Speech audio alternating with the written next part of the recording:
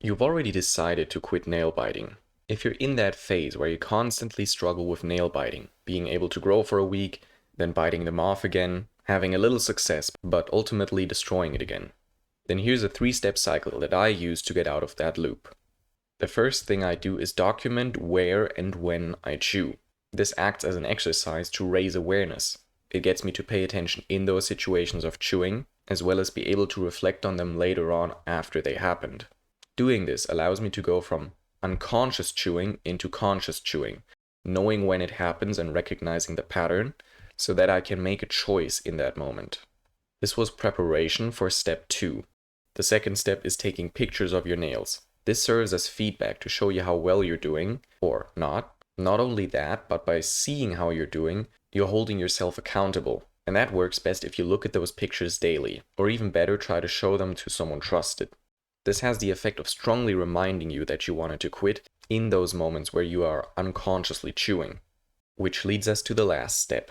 Step 1 and 2 have so far been preparation, so you are more likely to make a decision when you are currently nail biting, instead of it unconsciously going on for a longer time.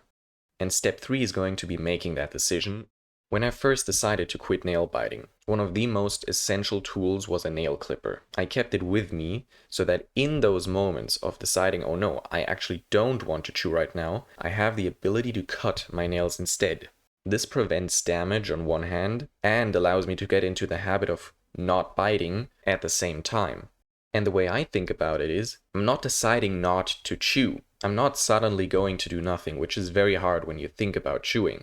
But instead, I'm going to lay my focus on cutting my nails, which allows me to continue doing something, but this time it has a positive effect.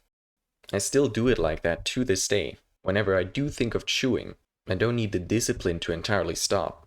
I just need to divert my attention to getting them cut, which is so much easier.